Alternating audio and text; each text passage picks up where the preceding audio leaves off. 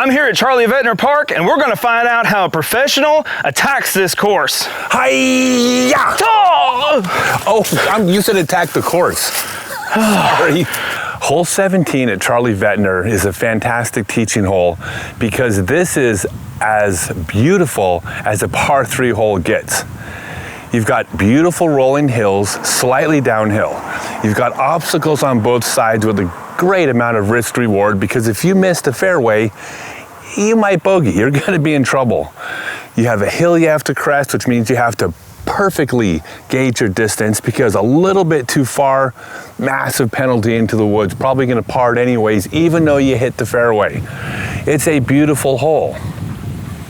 Now the mistake players make is they think that throwing a beautiful shot, and if you execute this fairway and get the birdie, it is a beautiful shot, they think that that matters. When you score a new disc, there is not a single checkbox where you can check the word beautiful off. Beautiful doesn't matter. Birdies matter. There's a better option for this hole, which is to throw over the trees and then, quote, luckily, end quote, crash near enough to the hole.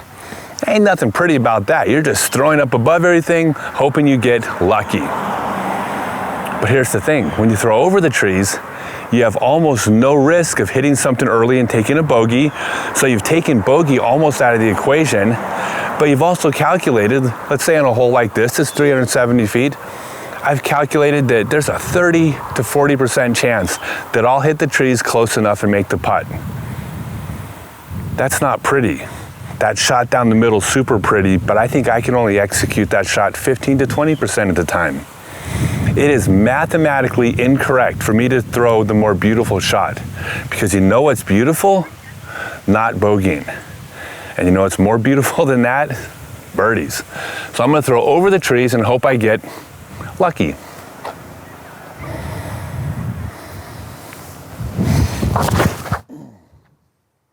Hole 3 is an example of a hole that is honestly not much different strategy between an amateur and a pro.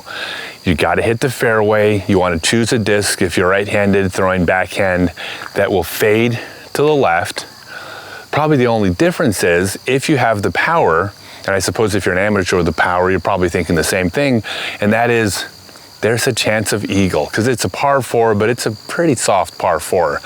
So if you have the power, then you ask yourself, am I adding additional risk by throwing it hard and trying to get the eagle? And in some cases, yes. Some cases, it is better to pull back a little bit and just get the birdie. But in a situation like this, yeah, I mean, there's no real penalty to trying to push the shot. So I'm going to throw, hopefully, hard enough to get it there for eagle. And if not, it should be still a birdie.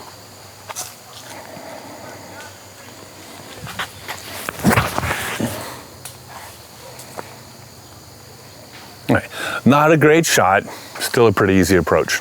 So what Scott just threw there was probably a fairway driver. I'm gonna have to throw something just a little bit more faster to get a touch more distance and probably go the same distance that he did.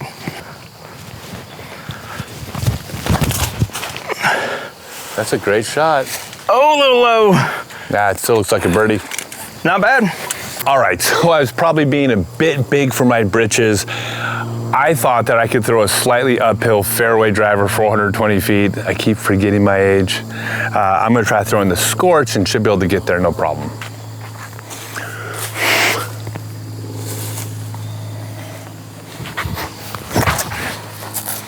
There we go. Another great hole at Charlie Vettiner. This is absolute, I don't want to say hidden gem, but this is a gem of a course. This is a par 5, and at first glance, if you look at the tee sign, it looks like if you're right-handed, you would throw a sidearm because you want to go out and make the turn. But the reality is, there's almost no benefit to making that turn. You just want to be long. If you're long, you have an easy pitch out through, a jump putt for a pretty routine birdie. The goal then is to be left. If you cut in right early into the trees, that's no good. So anything left and anything long is a birdie. Anything other than that is not. So it's actually a backhand hole.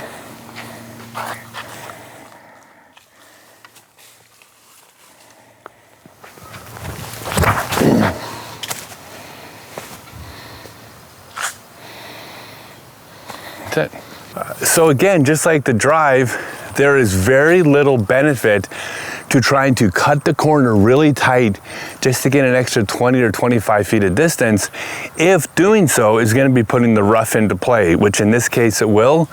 So instead, take the more conservative approach, just push it forward, let it fade right, and it's still a pretty routine up and down from anywhere you are, as long as you're not obstructed.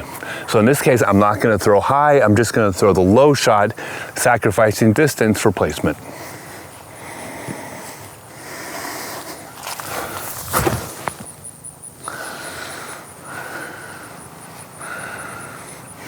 That's it. So this is the basic idea. I threw 2 shots, effectively no risk on either of them, and I have a jump putt for my birdie.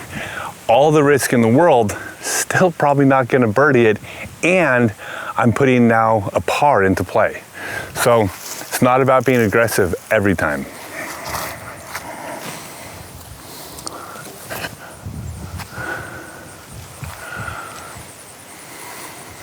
That's it.